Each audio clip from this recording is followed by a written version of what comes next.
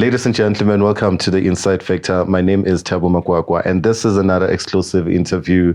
Today we're joined by the president of BLF, Mr. Andile Mngxitama.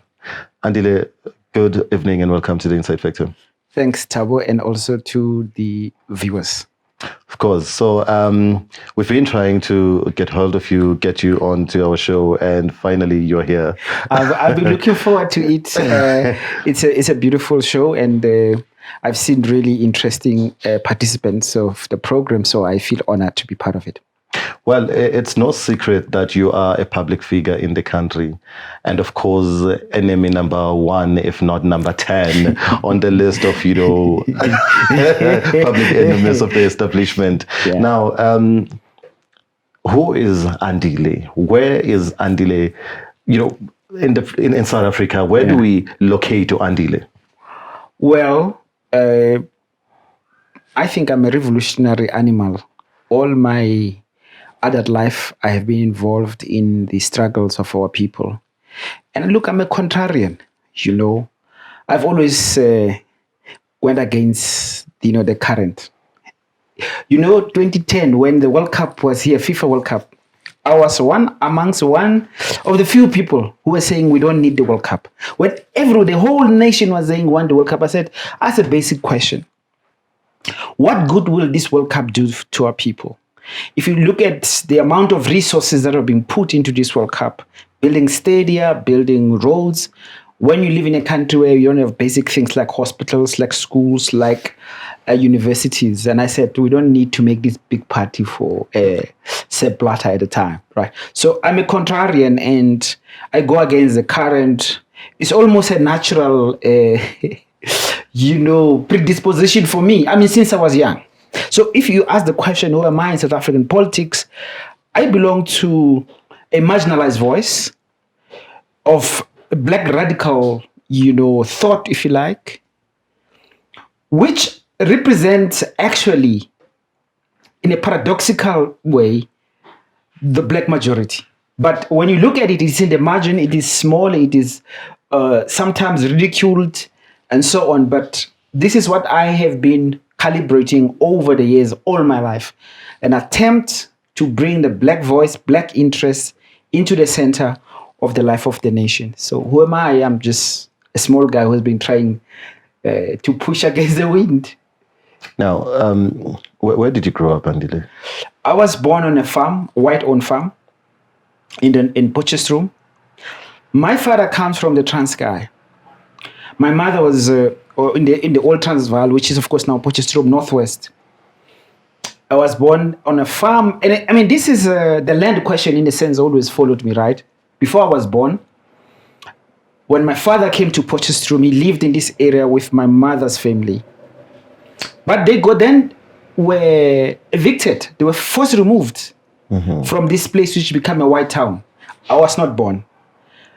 Then my father then went to live on a farm with my mother, right? So my father became a farm worker, and naturally my mother became a kitchen girl, as they were to say. So I was born on a farm, and I understood later what that meant is that white capital is in South Africa always divided into two: the Afrikaner capital and English capital.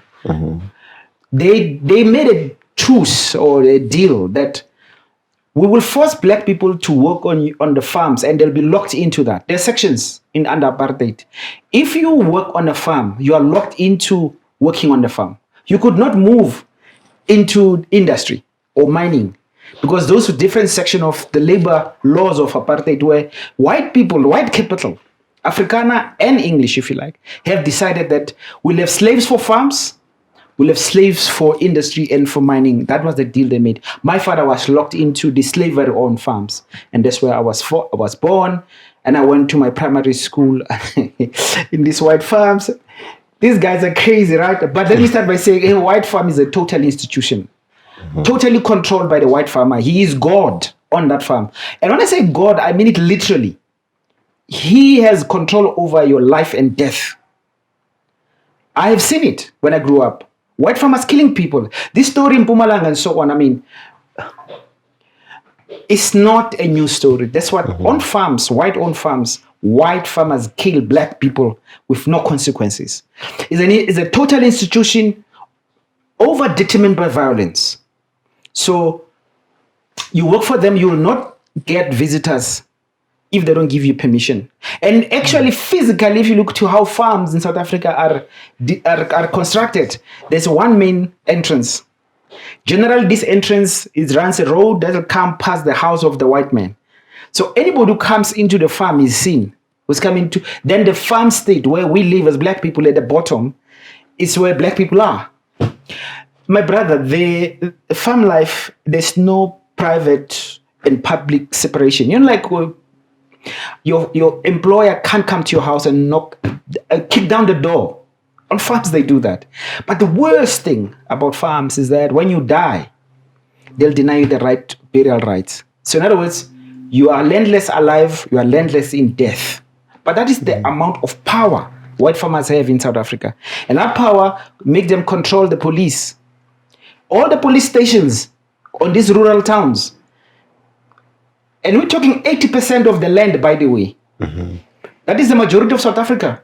I mean, if you think about land in terms of scale, people must look into the map. Gauteng is very small. The majority of land in South Africa is controlled by these, what I call feudal racist landlords, right? So that is the life that I've seen when I was born. I was lucky in the sense that my father managed to negotiate white power, right? So that's why he was moving around. And I was never really physically, I refused in any event. I refused to work on white farms. There were a few times me and my father had a fight because of this. Because the white man says, I want all the children to come work. Maybe it's time for harvesting. We must go work for free. And I refused, and I had a few fights with my father because of this. But if we have time, I can tell another story. Okay. Just one more story about growing up on farms. There are many men. You know, like this white farmer who ran this first school where I went to, where I started school. Johan Forrie. Who was that? It's John Forrie. People in Potchefstroom, they know. Kocha John. Mm-hmm. Buy the chicken from Rainbow Chicken. Yes. Chabu Chick. There's another thing called Chabi Chick. They come from, he's one of the biggest producers of chicken in South Africa. I'm sure his children has taken over and he still runs. So most of the chicken that we eat will come from Johan Forrie's farms. This guy was crazy at the time that I went to school there. He will come, it was a farm school, he'll come when he's drunk every other month, literally smash the windows of the school. He stands outside with rocks. There are children, there's a teacher inside. This guy will just smash the whole, and winter. This happens, and then our parents have to put together money to try to get. He does it all, but that's the power. Was this Johan owning the school, or it was just in his farm? Up to today, people on farms, they go to schools built by the white farmer. He controls. That's why I'm saying the control is total. Those schools are owned by white farmers. I mean, the school. Then I left the school. The other school that I went to. This is the example I wanted to explain. It's a farm owned by Jan Serfontein. It's the other side of Potchefstroom. Jan Serfontein, a member of AWB, a guy I know when I was young, that he killed black people. Shot. At least 4 black people have been killed by this man. Black people. As AWB, member of AWB, the Afrikaner Weerstandbeweging, the most racist organization. In 1994, he joined the ANC. Not only that, he became a member of parliament. Google this stuff, man. Johan Serfontein was one of the first white members of parliament of the ANC under the government of President Mandela. So the ANC endorsed him? The ANC endorsed him. And then what happened? The reign of terror in Potchefstroom, Ventersdorp, became organized. Reign of racist white terror, organized by white people who were members of the ANC. He was then in the next government, in the second elections, he was taken to become an MEC for agriculture in Northwest. Jan Serfontein. He's still alive. He bought the ANC. They evicted everyone on farms. Popo Molefe was at one point, he was the premier. They were organizing evictions of black people from farms from the office of the premier of the Northwest. But Jens Serfan's story is this, that I went to his school. He decided to close the school, put in chickens. Because he did not want black people to learn. Yeah. Now he was tired. The school now, and then, I went there 2 years ago to check. There are no chickens there. The school is just empty. Because he was not happy to have black people coming to learn, because he wants slaves who have not even the basic education. So I was one of the few lucky ones who got out. On this farm, which is adjacent to Jan Serfontain's farm where I grew up, Achnars, we grew up with this guy who became the Olympic silver medalist, Ezekiel Sipeng. Ezekiel Sipeng, we come from the same farm with Ezekiel Sipeng. We went to the same school. And I mean, if we had time, we could talk about the teacher. Piskaitsani, a man who comes from Soweto all the way to Potchefstroom. Potchefstroom is like 120 kilometers away. And then he comes to a farm school to work there. He's a guy who made us desire to get out of the farm. For me, it was Piskaitsani who made me imagine life outside of the farm. I knew that was not, that I'm not going to stay here. And I'm one of the few that got out. And I was not even the smartest kid, but I was smart, of course. But some of the smartest kids did not get out. Ezekiel Sipeng ran his way out of it, out of the farm. Others were not so lucky. Are you still in contact with any of your schoolmates who did not make it? Yeah. Good. When I go home, I see Ezekiel and we talk, and then I'm very proud to say that even as a farm boy, then when I went to high school, went to the township school. But let me finish my thought on Jan Serfontain. One of the first acts of resistance that I have undertaken, I'm also proud about it. I think I was, say, 12, 13. On farms, you must open the gate when you see the car of the white man come. So I opened the gate for Jan Serfontain, who was traveling on the side of our farm, where we lived. And then I close the gate and he stops. He says, donkey. And I say, okay. And he says, donkey V. He wanted me to say donkey bus. Oh. I refused. I did not read Steve Biko at the time. I knew nothing necessarily. But I said, I'm not going to call this man bus. And he got out of the car for Knopkiri. I don't know what you call this thing. Knopkiri. And he gave chase. And because you didn't call it bus? I refused, yeah. And I ran through the farm. But that was my first act of resistance. And then you can imagine, then I see How old were you then? I'm saying was about 13, 12. And then you see the same guy becoming member of parliament of the ANC. You know that guy had killed people it was just, how did the ANC got a white man like that to become a member of the ANC? I have written a piece, you can Google it, Hands Off Jan Serfontain. Because I think I was trying to just explain tongue in cheek how the ANC has sold us out by giving so much power. And you can't blame Mandela. I'm talking about local ANC people who know this man. You know why they gave him those positions? He's too rich. He was giving them money. I know that they say in one meeting where somebody was trying to raise an objection, he called out all the ANC leaders and said, you owe me money, you owe me money, you owe me money, you owe me money. In parliament? No, they were at a meeting. So I think the ANC, somebody wanted to object, to say, no, we can't have this racist killer into. But so what I'm saying is the last thing that I'm proud of, and that's what, as a contrarian, high school, now I'm in the township. And township, you have white teachers who are racist. State schools where you have white people coming from town to come and teach in our schools. So this one white racist called one of the kids a baboon. I think he said Bobeyan in Afrikaans. And I just had arrived from the farms and so on. I heard the story and I tried to do something, man, And our principal did not do anything about it. Then I waited for one moment. Another school, kids come to our school to come and disrupt. At that time, we're disrupting schools. If our school is out, we come into your school. Everybody knows that story. Yes. So I see these kids coming up to Klokwe, primary school where I'm in high school. I see them coming up the road, and I say to my comrades, today the white people leave our school. So how I say we'll do it. So as they come, they start hitting our school. Me and my friends are going to the okay, firstly we spoke to some guys and said, you must take care of the big kumbi that they come with. How did they take care of it? The one guy had a garden spade fork. You see that thing?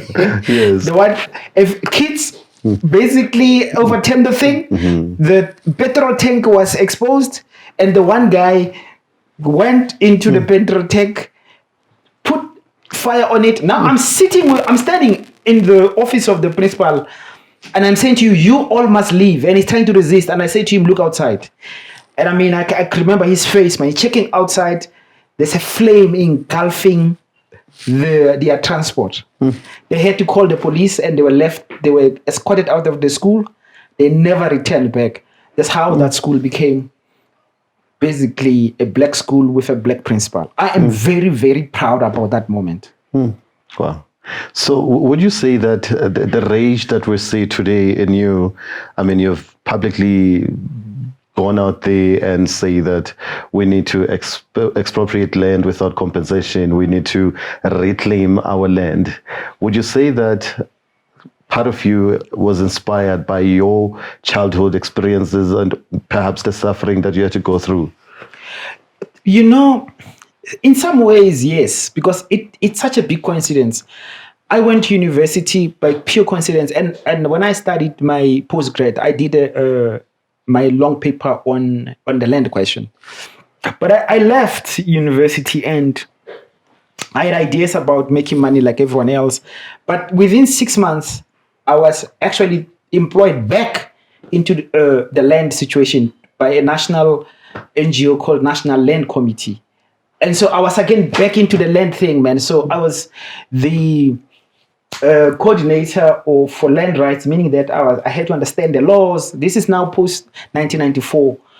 I had to understand the laws, and then we started working a lot with farm workers once more. I'm back into the farm worker situation, working farm workers in Mpumalanga and in KwaZulu-Natal in particular, also a little bit in Northwest.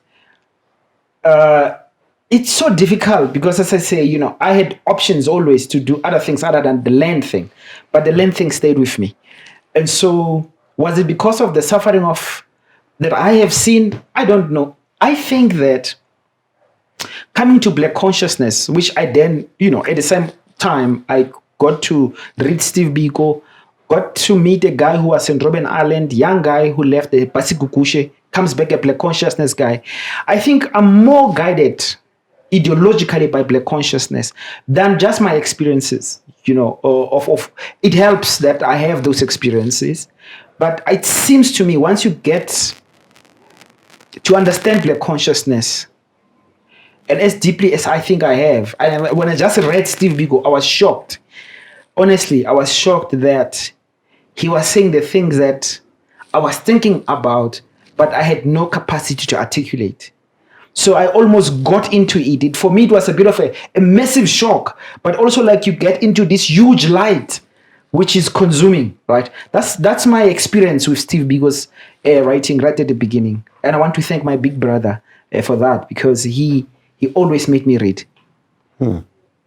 And this exposure came by the time you were at vet?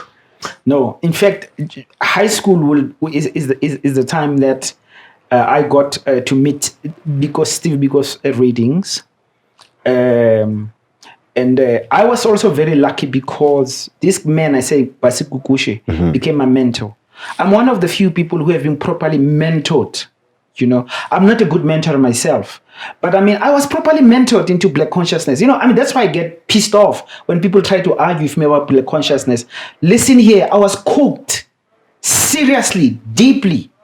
I was made to read every single day, every single week, and have to justify and explain what I'm reading.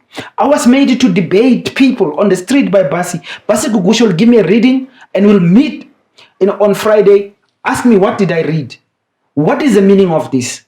In my own words. And then he will explain and show me where I am misreading. The following day, after 3 months, I think, he started putting me into debates. Impromptu debates I was not aware of. Khotso, Kumalo, who is now the mayor of Ikageng, or they call it JB Max now, where I come from, this place, Potchefstroom. He did not know this. I did not know this. He was much older than me, not too much, but this man, my mentor, a number of occasions he made me debate Khoto on the street. And he'll say nothing.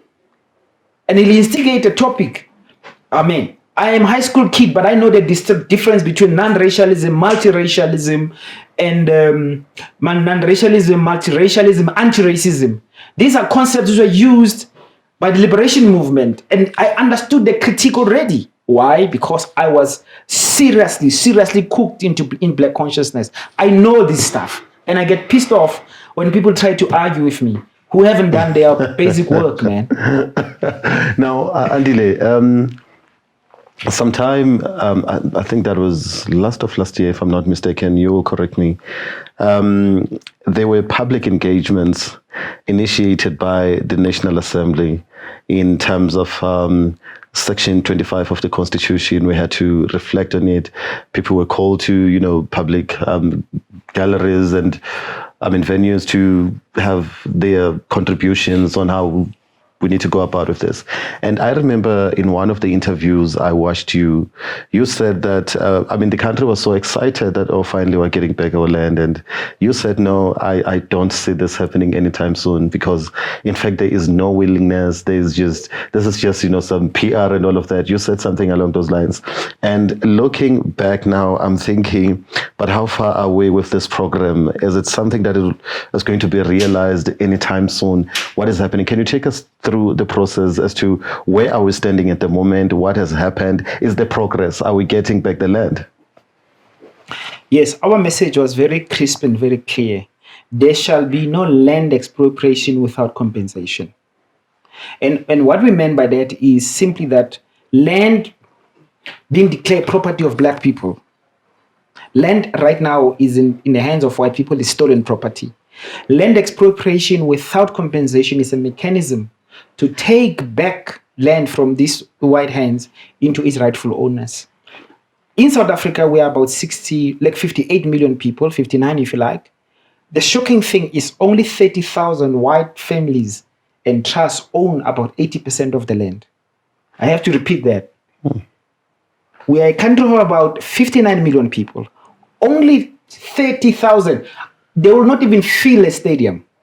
White people own close to 80% of the land, right? So that is the status quo. If you look at the South African government's audit, they will say only 72%, but this 72% is white-owned land. Of course, they're not counting pieces of land that they can't account for, but we know that's white land.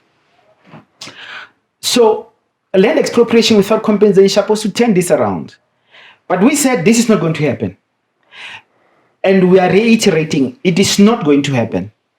At best, what is going to happen is a textual promise. So in text, there will be so-called amendment of Section 25. And if you look into the actual drafting of the amendment, it's an insult. It says, it says it's going to make explicit what is implicit in Section 25 already. So in other words, they say no, land expropriation without compensation is already in the act, in the section, which is not true. But then they got this formulation from Advocate Mngxitama and Professor Roof Hall. Both of them are opposed to land expropriation without compensation, but they were listened to. They said, no, just call it nil compensation. The amendment, as we speak now, says there shall be nil compensation under certain circumstances. The parliamentary resolution says there shall be land expropriation without compensation. The formulation given by these people says there shall be nil compensation. Do you see what is happening here? We're supposed to have land expropriation without compensation. We're getting a mad, crazy, illogical expression of nil compensation. Nil, they say zero compensation. So the idea is you must still compensate. That is what they will have in Section 25. the Enabling Act, Expropriation Act, which is the act now that must give effect to this amendment, says there shall be nil compensation. That is in the bill. On land, on the following lands: land that is highly indebted, land and properties that are abandoned, land and properties which nobody wants. And it's an insult and a joke. It will not change. When we are done with this process, when they are done with this process in Parliament, black people will remain landless. But black people are celebrating and now believe that their party, the EFF and the ANC, finally are resolving the land question. No, they will not resolve the land question. You know why? Because both the ANC, the DA, and EFF is one party. And what do you mean by that, one party? Because they are controlled by the same interests. In fact, maybe we must just say this in this way. In South Africa, you have one party, is a part of white monopoly capital. And that party is actually the DA in effect. But you get the DA in blue, the DA that kicks out people like Maimane and Mashaba and Lindiwe.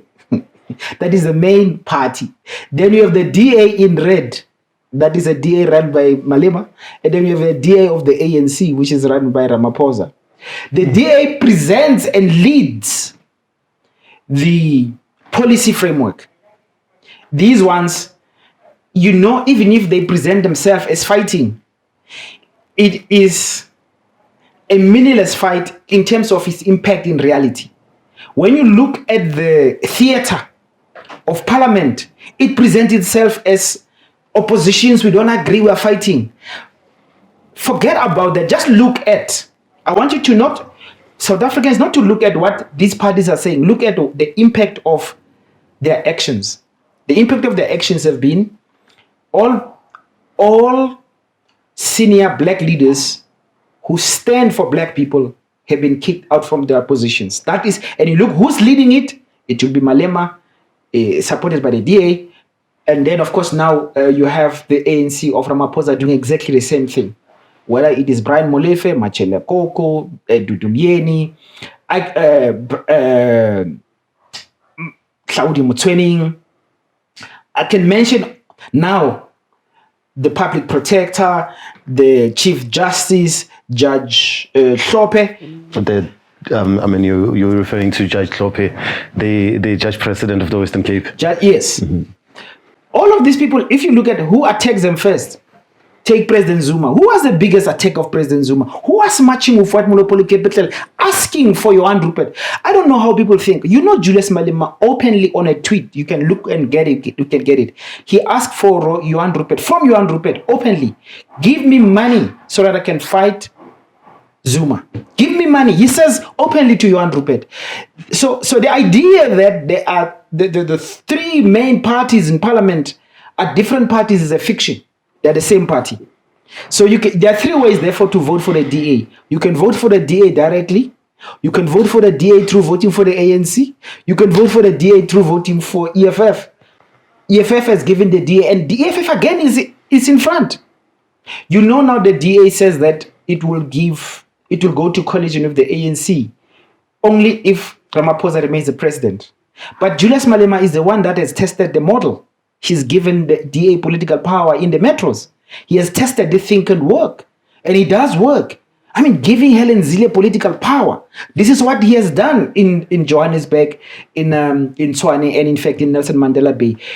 And where does it come from? It comes from Lord Robin Renwick. We can talk about that. But the point we are raising is there shall be no land expropriation without compensation. And to understand that, you have to understand the power which controls Parliament and the power of also, I think, discursive capacity to deceive, right? People believe that there are talks in Parliament about land expropriation without compensation. That is a discourse meant to deceive. It will not result in land expropriation without compensation. And unfortunately, because Black First, Land First is not in Parliament, there is not a single political party representing our people which is able to see and to basically pierce through the lie and bring the truth to our people. So you're going to see some celebrations when they have finished this process, but there will be no land being given to our people. There will be just text, laws amended. But if you look at them, they are amended in such a way that they claim land expropriation without compensation, when in fact, they're making sure there will be no land expropriation without compensation. That's a very sad one, Andile. This is, for me, this is the biggest betrayal after, people say Codesa was a big betrayal, that's kind of thing. By the way, I've changed my mind a little bit about that. I think that Nelson Mandela cut a practical deal. So this is, I think, the biggest betrayal actually for me. When finally you have managed to get the nation to speak about land, finally when land is on the table, finally when you can in fact get land to the people, you craft a process to make sure that does not happen. This is what this is the biggest, I think we must say, this is the biggest betrayal of our people that we have seen in modern times. There shall be no land expropriation without compensation. I say this with absolute confidence because I've looked into power of who is saying this, or at least their orientation, and I've looked at the text. I have read very carefully the amendment, the so-called amendment to Section 25, and I have read very carefully, and many people don't make this transition. So you got to read what they're saying in the amendment to Section 25. Then you must go read what they're saying in the Expropriation Act. You will be shocked. Two different things.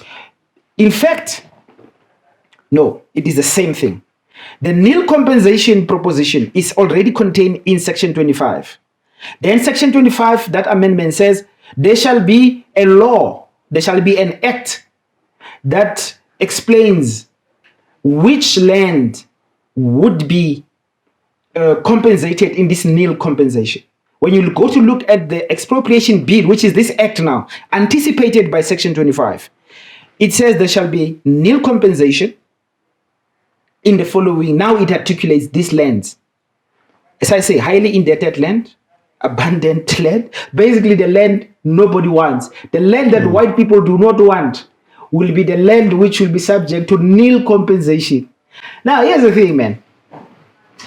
My friend Julius Malema, who is the one who made the proposal in Parliament that everybody was celebrating, people don't know that in 2015, he went to Paarl. Paarl, in the Western Cape, is about 30 kilometers away from Stellenbosch. Yes. And he told white people there that, don't worry.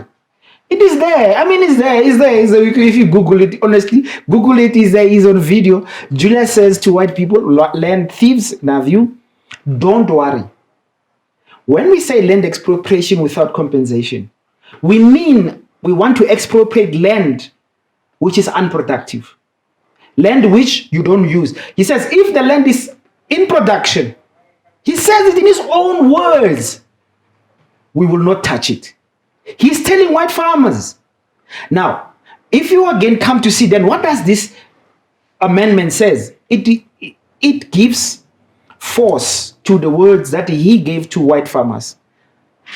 We will not expropriate land which you use. We will expropriate land which you don't want. Now, my brother, let me tell you something that people don't know. South Africa is a semi-arid land, a country. Only 20% of our land is highly fertile. Only 20% of our land. And this 20% of our land is what brings about 80% of the food to the market.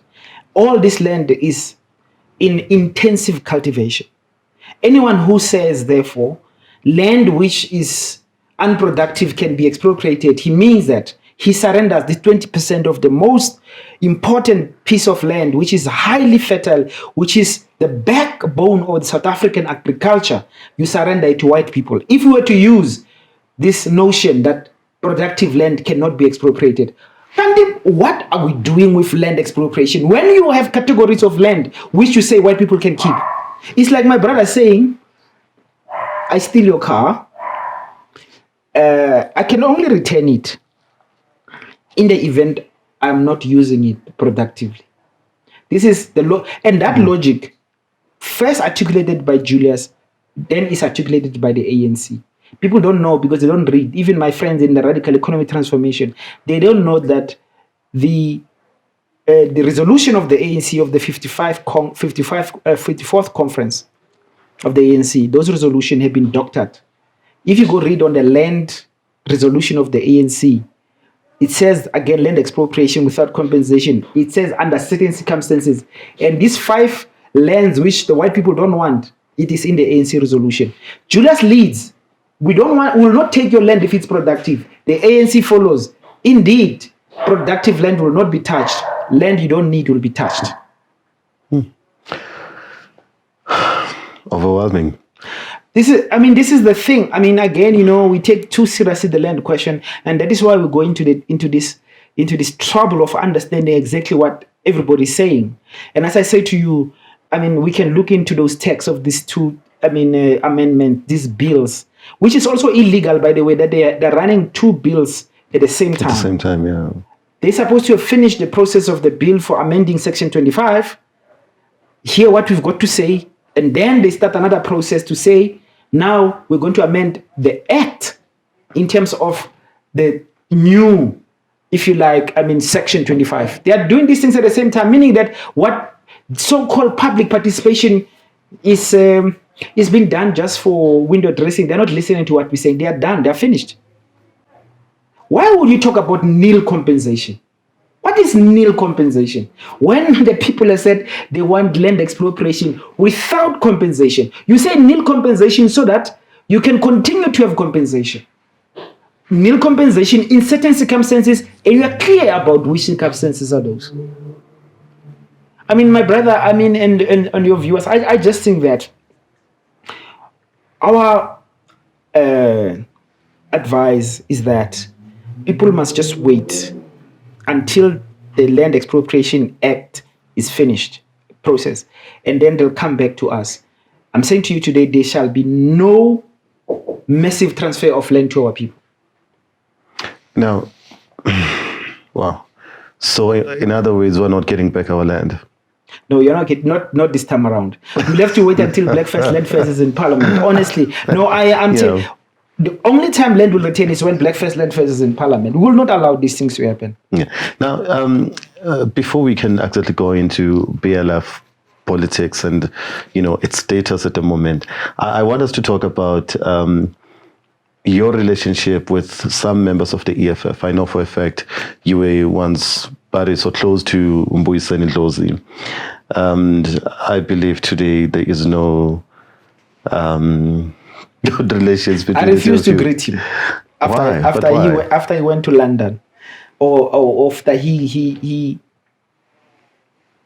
embraced those who went to London. In some ways, Mbuyiseni's case breaks my heart because you're right that we're close.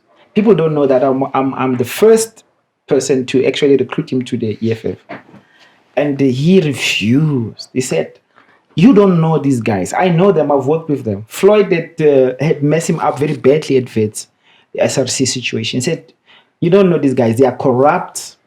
The revolution is not safe in their hands." And I said to him, "Look, young people are coming into this thing.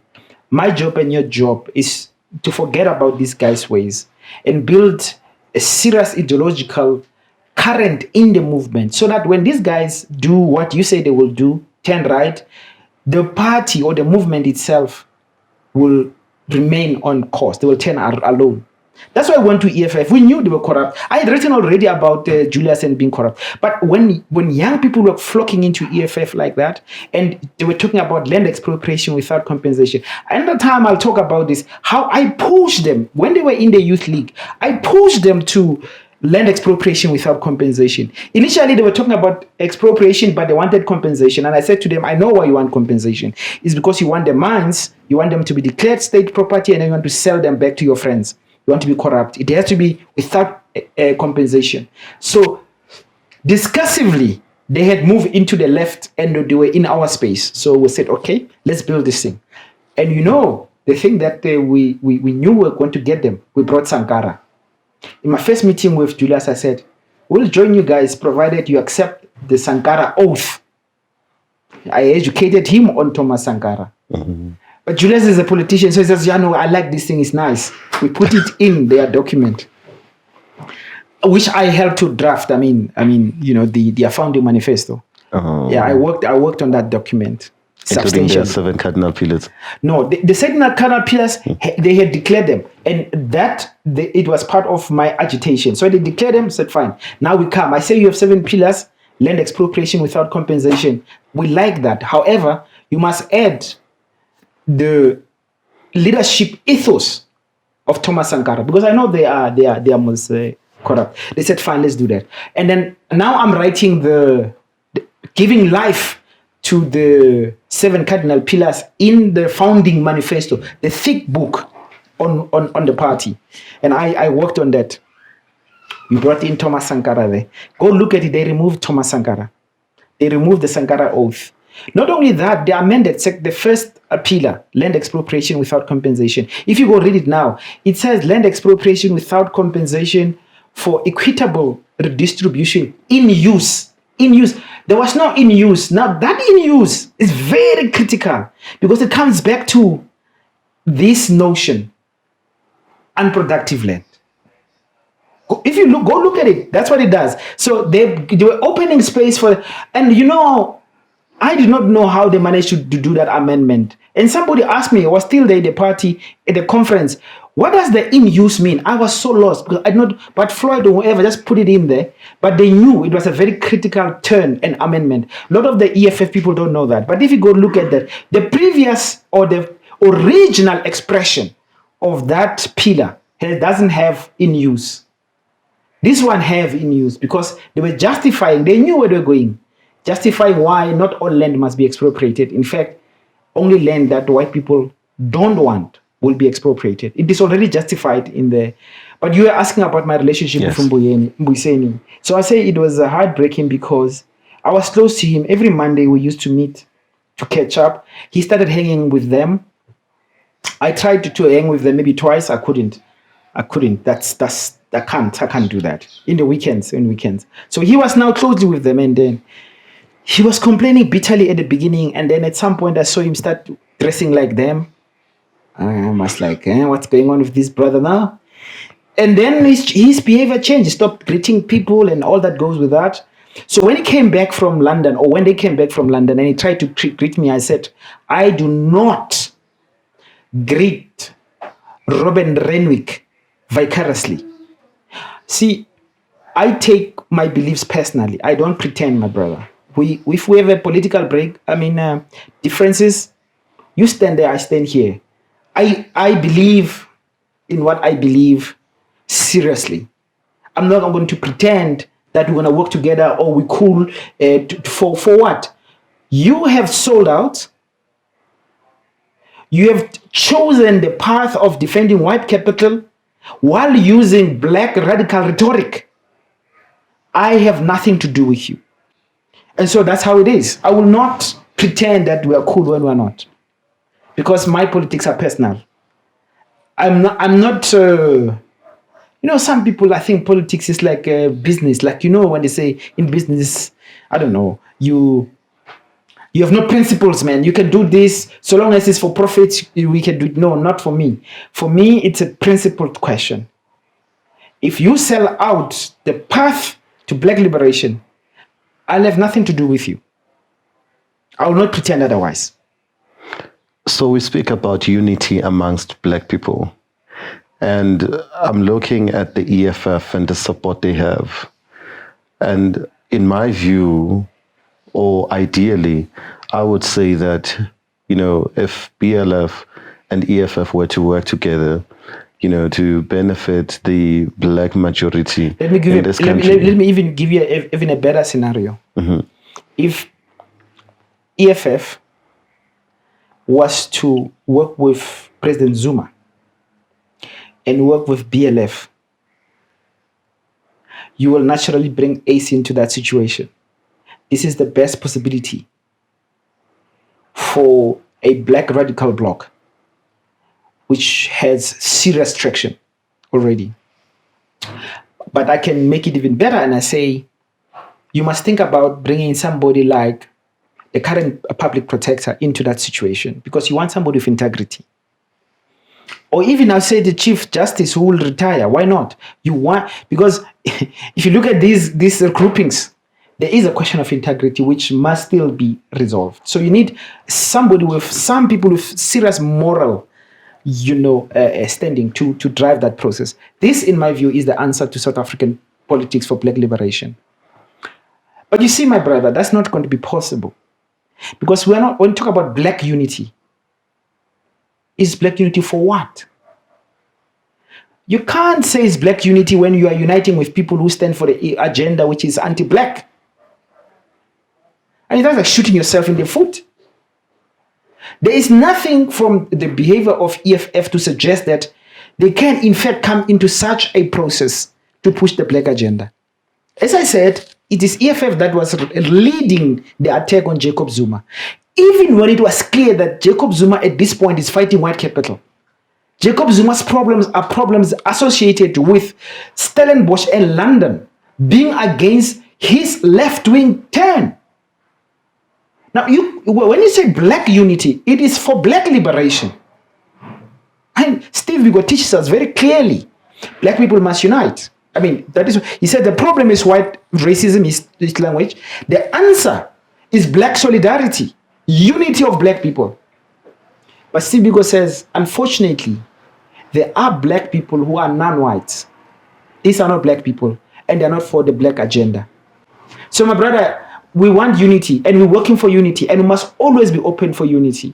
But it must be unity that is clear for black liberation. If it's not for black liberation, no, don't get involved in that. But we will always defend all black people. That's a difference. Including the EFF? We will, and we have. Will you be making any initiatives to try and unite those people, at some stage? There's no possibility to unite with the EFF. There's big possibility to work with the ANC comrades who are part of radical economic transformation. And this is the conundrum they find themselves. In Potchefstroom, we play snooker. I don't know what the people have. It's called a pool. Snook, yeah. In Afrikaans, they say, you gesnoek. So in other words, you can't get out. You are checkmated. Radical economic transformation people in the ANC are checkmated. They are in a very, very bad situation. They love the ANC, but the ANC is captured by their enemy. So it's a little bit like if you vote for the ANC is to giving ammunition to your enemy to shoot you because the enemy has you under their barrel. But sometimes they run off of bullets. Well, every time you vote for the ANC, you give the enemy bullets to shoot you. This is the most difficult situation they find themselves in.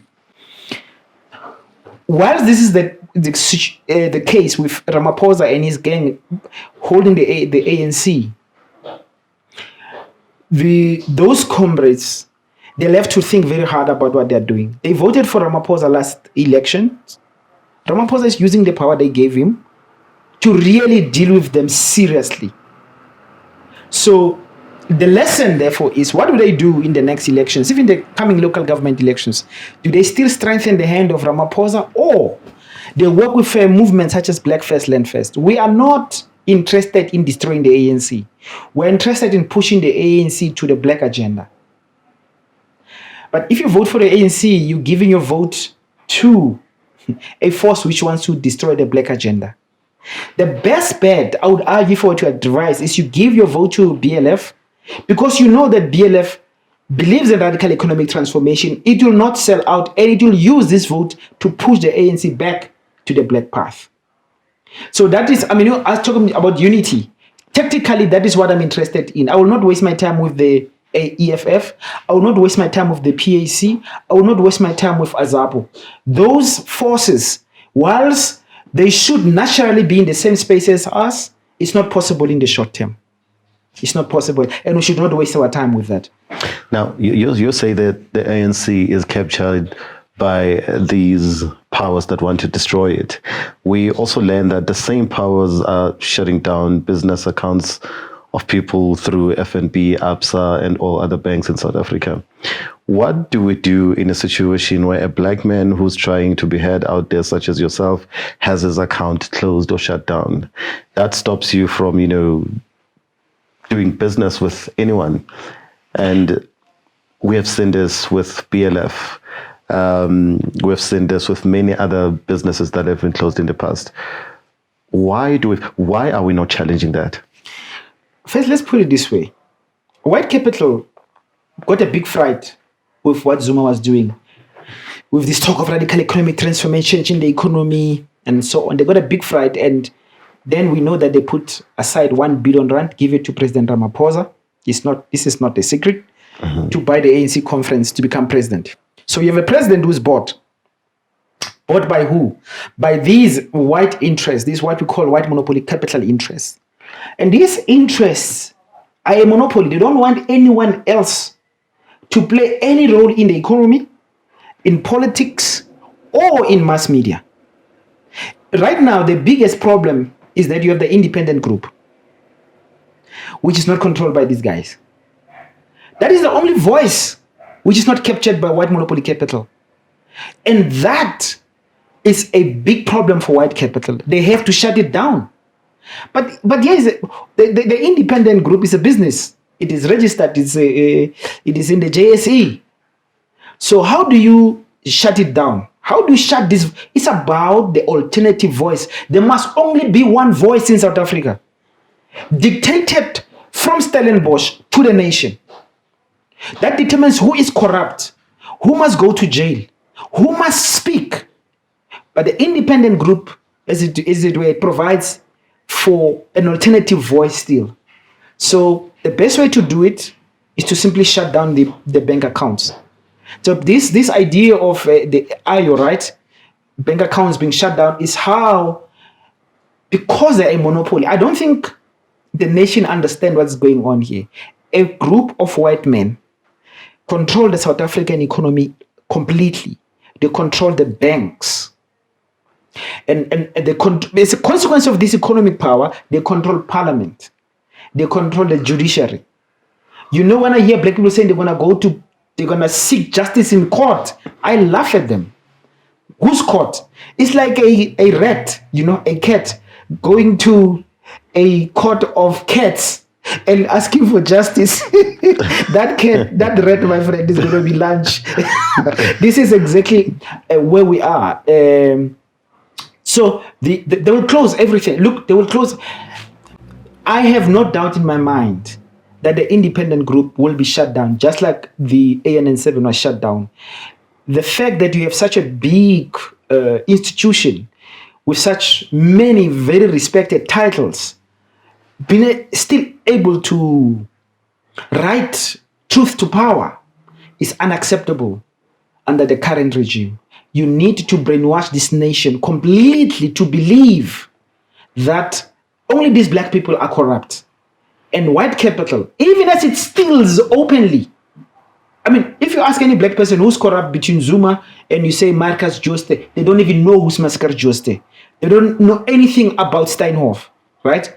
Because that's the truth that's been hidden from our people. And those that are not wanted by Stellenbosch are being presented as, demonic forces. So the question of shutting down of bank accounts is a political and an economic decision by the rulers of South Africa. The ruling class is not the ANC. The ANC is captured by the ruling class. And that ruling class is in Stellenbosch. And it does not want people who speak out of turn or the truth which exposes their power. How do we escape from this abuse? It needs innovation and it needs rebellion. If they run the banks, what we're going to do? I mean, my bank account was shut down by FNB. The bank account of our movement was shut down. The bank account of a group of people trying to assist the public protector, they just shut down our accounts and we can't transact, then we're done. So we need to think, I think, innovatively. In my mind, I'm just thinking, why don't we go into cryptos? It is a volatile situation, but we have seen that over time, it stabilizes. They don't have access to that right now. Because the big problem is we don't have banks. There's not a single black bank. I'm talking about the proper, and under Ramaphosa and Tito Mboweni, there shall be no black bank. And as long as that is true, we cannot transact unless we come under the control. By the way, I'm sure they want to take over. They want to take over the independent group. That's what they want to do. They want to take over the state-owned entities. That's why they're running them down. They run everything down so they can take it and the cheap. And they have the banks to make sure that those who are not controlled by white monopoly capital are basically squeezed out the South African economy. That's what they've done with the Guptas. They've shown that model works. Just bribe a few politicians to make the noise, then run the system through the banks and government. Andile, yeah. The answer is, again, unfortunately, political. The answer, we are in this mess because of the political choices that we've made.